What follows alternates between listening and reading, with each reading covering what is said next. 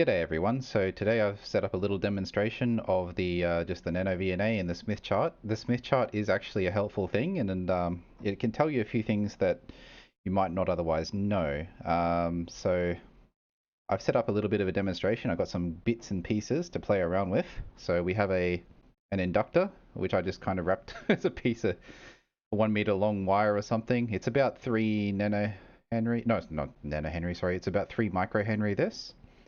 I've got a little chip socket, and I've soldered the ground all the way through, and then there's an active. This bit here is split in the middle, so that just will let me test some either parallel or series circuits with a little SMA connector on it. I got a 100 ohm resistor. That is 100 ohms. You probably can't see it very well in the thing, but it is actually brown, black, black, brown, and then a gold on the end, or whatever it is. This one is a 47 ohm resistor, which won't focus, of course. And we've also got some 22 ohm resistors here as well. So there's some loads. I do have a variable capacitor. This is going to be handy to just demonstrate what happens when you add or take away inductance from stuff. And I also have some some fixed value capacitors. So this is just a very cheap set off AliExpress. They're apparently 1 kV, 1 kV. But I have actually built filters with these and sent 100 watts up it, so they're at least good for 100 volts radio. So they can also be used as well. Now, I guess to show you the first step, what I've got is this thing. I just hook that up. There's a few positions on the Smith chart that I want to show you. The first one is where it is right now. That is an open circuit. And I'm actually going to do something here that you can mostly ignore. I'm just going to calibrate out this cable here. It's about 1500 picoseconds long, the 300 mil it says there, which is kind of correct. It doesn't really matter down at HF, but I just want to make everything a little bit more easier for myself. So I do have that electrical delay there just to calibrate out this cable. All right, so the first thing we're going to do is everyone should recognize this. We'll put a 50 ohm load in our little socket here. I'm just going to place it across the little chip socket here, if you can see. Oh, if I can actually get it in there, that would be nice. There we go. And you should see something very familiar. You should see... Oh, it's got a bad connection there. The VNA, the Smith chart, moves into the middle of the Smith chart, so that is the 50 ohm position. It's actually 47 ohms, so if you actually look really closely, it might not be exactly in the center, but the center is a 50 ohm system. My SWR is flat and nothing, and this is my return loss, which is the yellow trace. I like both of these. They both tell you the same information, but the log mag return loss is good for SWR above 10, and the SWR is like, what we use, so I like that trace on there as well. I don't have a conversion between me head yet, but yeah, it is what it is. Now I'm going to show you two other positions and why that the Smith chart is helpful. So we'll take away our 50 ohm load, and what we'll do is we will chuck a 100 ohm resistor in there. Okay, so this is the first thing I want to show you. This is the 100 ohm position, so it's a little bit further to an open circuit. Yeah, so that's our open, and obviously when we calibrate, we know that short's over here. So this is a 100 ohm resistive load, and you can see it's on the middle line, and it's a little bit closer to the open circuit position. And if we look, SWR 2:1, very, very flat, because this is I don't know, it's a metal film resistor or something. It's not wire round, obviously. You can see our return loss is -10, SWR is, well, -9.3, and SWR is 2:1. So this is something that the Smith chart can tell you. It is 2:1. Obviously, we could just get that with these other traces too, but I'm going to show you something else. So I'm going to take this 100 ohm resistor out, and we're going to go grab a 22 ohm resistor here. So yeah, 22 ohms, you'll see it's now plugged in. It is left to the center, which means it has a less resistance. So we have 0 here, 50 ohms here, and infinite resistance over here. So the Smith chart tells you more information. Even though that this is almost 2-to-1 SWR, it doesn't tell you if it's low impedance or high impedance, which is something that is handy to know, and the Smith chart will tell you this. All right, now I think what we'll do is we'll play around with some reactants. So that is the north and the south side of the, well, your top and the bottom of the screen. You have inductance, and we have capacitance. So let's have a little play. What I'm going to do first is I'm going to add some inductive reactance to our little load here. But we're going to go back to a 50 ohm load just so we start from the center. Might make things a little bit more obvious what's going on. Alrighty, so now we have some inductive reactance in our load here. We still have our 50 ohm load, and we also have about 3.5 or 3.25, there we go, it tells you, 3.2 microhenries of inductance. Now, something you should know with inductors is that their reactance is not obviously fixed with frequency. So inductors are short circuits at DC, and they're open circuits as the frequency increases. And you can actually see this. So this point here is 50 ohm load, which is just our 50 ohm load. But as we increase in frequency, you'll see that it moves over further towards the open circuit position here. So yeah, as the frequency increases, your inductive reactance increases as well.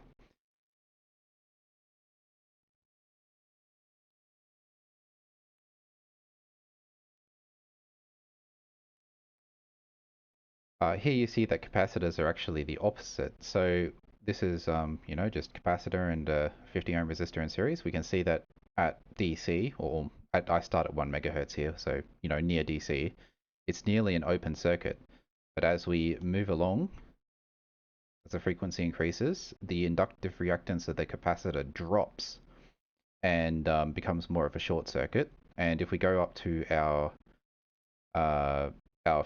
15 to 30 megahertz profile, which I have in Recall 1, you can see that it continues along, and it'll eventually, with enough frequency, we'll move over to our 50 ohm position there.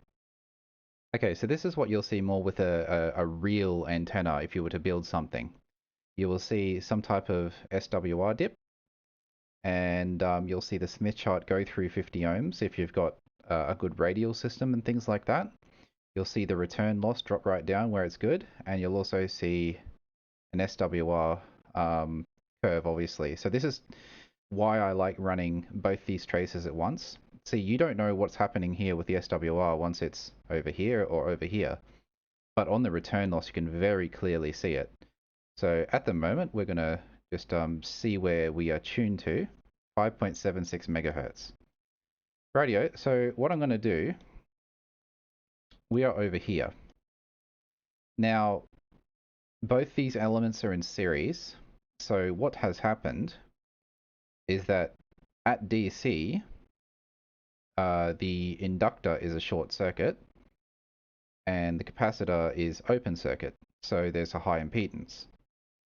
Up here, at, you know, like 30 megahertz or something, 15 megahertz is where my scale ends, the capacitor is a short circuit, and the inductor is an open circuit.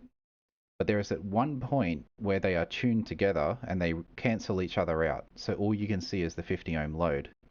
Okay, because these are series elements, so you got the capacitor in series with the inductor, these are circles of impedance.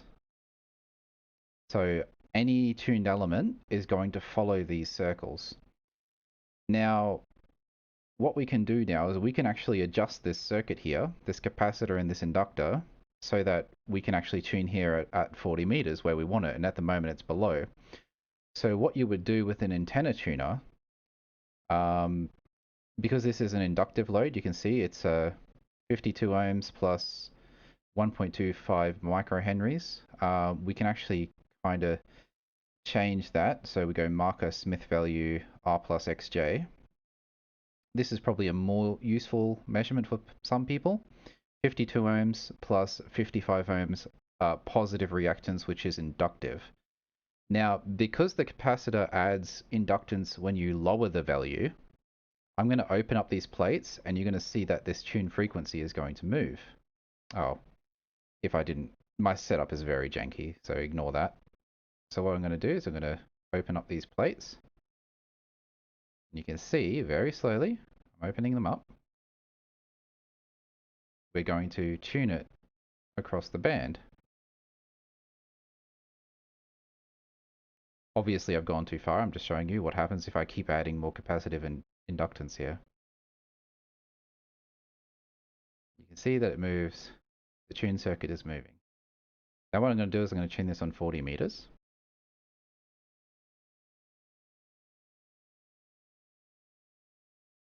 Getting there. Very close. A little bit more. A little bit more. There we go. So now we have our 47 ohm resistor minus 1.5J, which is very, very close. We're still a little bit high in frequency. Minus J is too much capacitance, or too much capacitive reactance. So we need a little bit more capacitance to drop our capacitive reactance. So we'll just touch that just a little tiny bit. And now it's positive J. So now we've gone too far. So yeah, honestly, this is a good enough match. Look at this, SWR 1.07. We're not going to complain about that, I think. You know, we're good. We're good. So this kind of shows you what an antenna tuner does. It's changing the inductive reactance in your antenna. Okay, so how do we tune a different load? So let's say we've got 100 ohms. Well, how are we going to get there with our reactive elements? Well, these lines are when you're doing series elements. There's a set of lines also that you can follow from this side, which are parallel elements.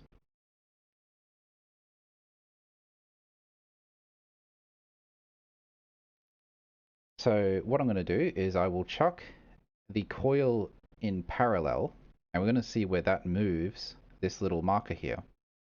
Okay, so now I have the coil in parallel. So what has happened? Well, we moved from our little 100 ohm position up a little bit. Now, that kind of seems a bit weird, doesn't it? So you can see this coil, or this circle that is coming around. So, yep, there's a circle that's kind of like these circles here, but they're the other way around. They're coming from this position here. So we've moved up a bit. But now what I remember what I said, if we put a capacitor in series with this, we can move the other way around on these circles over here from this side. So we're going to do that now. So we're up here a little bit. I'm going to put the capacitor in series, fully meshed, so there's no inductive reactance happening, because, you know, low inductive reactance when these are fully meshed. So we'll have a look what happens now if I put this capacitor in series. Now, unfortunately, I've added the capacitor fully meshed, and I can already see that it's gone too far. So unfortunately, I can't use this variable capacitor in this setup. Alright, now we're back to trying to tune this thing. So what I've done, I've had to add more capacitance across this because I had too much capacitive reactance before. So now what we're going to do, I'm going to unmesh the capacitor plates so just a little bit up there. You can see them, yep. We're going to unmesh this capacitor plates, and what that'll do is it'll pull this Smith chart around this way. So if I start unmeshing, unmesh, unmesh, you'll see that it's moving down at the moment because it's trying to follow that circle. Now, unfortunately, we can't actually tune this much better than that because we can only move in this circle. So if I actually get rid of all this capacitive reactance, it actually is going to get worse because it goes lower. Or if we add more. But we can actually look at another point, so we might do that. So at the moment we've overshot, but let's go down to 50 ohms, or let's go down to the point where it meets 50 ohms here. There you go, 50.5 ohms, minus 30J. Now we're on this circle. So what we can do is we can reduce the capacitive reactance because we've gone too far. The plates are fully unmeshed. So I'm going to slowly mesh the plates. And you'll see that as the capacitance drops, it's going to follow that circle around. And eventually we will hit a point where we have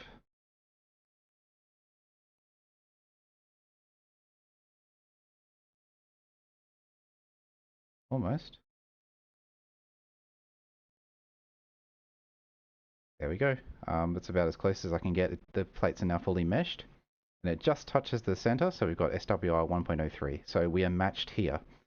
Unfortunately, I couldn't do this at 40 meters because I didn't have enough inductance to raise it high enough to get to 50 ohms real impedance, and then I could have just cancelled it out with the capacitor. So you do need different ranges of this and your capacitor. I'll see if I can actually do it the other way around. So we'll have the capacitor across the load and the inductor in series, and that's more of a normal match setup. So we'll see what that does for us. We've got the 100 ohm load with a just capacitor in parallel. So now what we have to do is we need to move this so that this is 50 real ohms minus some J. So what we'll do is we'll start meshing the plates, and we're going to stop when we hit that line that goes around here. And because this is a capacitor in parallel, we're going to follow the circles that go from this side over here. So let's start meshing the plates. You can see it's starting to move. Moving. So let's go. Here we are.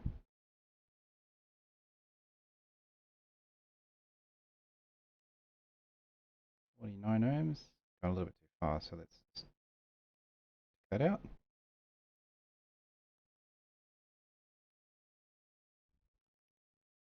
There you go, 50 real ohms. So now we're touching that line. That hasn't done much for our SWR just yet, but now what we can do is, because we are going to put an inductor in parallel here, we're going to move along this line, so we're going to move up a little bit. Now, unfortunately, 42 ohms isn't really a lot, so this is probably going to overshoot it. So let's just have a look what it does. We're going to take out our little 0 ohm short that I've got, and I'm going to put this in its place. So let's see where we end up.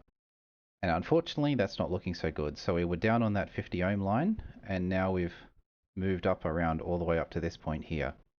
So we've got too much inductor. Now, I do actually have a solution for that. The solution is that we're going to take some windings out of this. So let's do this.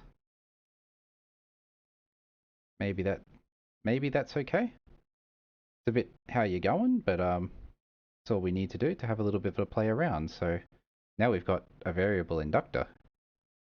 Well, look at that. I didn't actually even have to do any adjusting on it, and it's really close. Now, we can actually improve this somewhat. So we know our parallel series elements, which way we're moving now. So we need to move a little bit down this way. So that would suggest we have too much inductance. So I'm going to just pull on this inductor a little bit.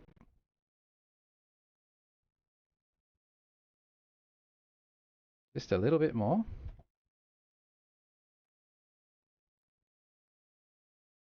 There you go, we're pretty close. We've got 53 ohms now though. So we kind of want to move that way as well. So we're going to just mesh the capacitor plates just a little bit more.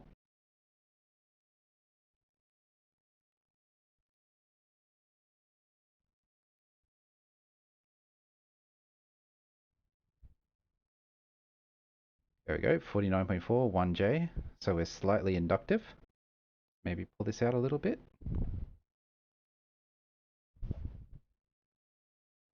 Come on, inductor, let's pull you apart. A little bit more. And there we go, 1.01 SWR, 40 dB return loss, and our matching network looks like looks like something else. Some of you are probably wondering, what about filters? Well, here we go. We got an inductor in series with the load. We've got a capacitor on the input side, but they could also be on the output side too. It doesn't really matter. And you can see that we start at 50 ohms at DC, so the signal gets through the thing. However, as we increase in frequency, we move towards a short circuit because we've got the capacitor on the input side, so now it's just shorting out the signals. And this is an attenuator basically. It attenuates or filters the signals. I might swap it around as well and show you what a high pass looks like. Alright, now we've swapped it around. So we have the capacitor in series and the inductor in parallel across the input. And you can see as we go lower in frequency, the inductor shorts out the input, so this actually becomes a filter as well. Might actually try and adjust this capacitor too. So what happens if we reduce the capacitance? Well, we'll reduce the amount of signal that gets through. So we'll move the filter. I'm obviously not on the right range here, so we're going to go to number 1 here. This should actually mostly hang around the center. So what we'll do is we'll slowly increase the capacitance, increase the capacitive reactance, and you can see that the filter moves higher and higher in frequency as we unmesh the capacitor and reduce the capacitance until the point where we're left with nothing. Radio, that's it. That's me playing around with the NanoVNA and other little RF circuits.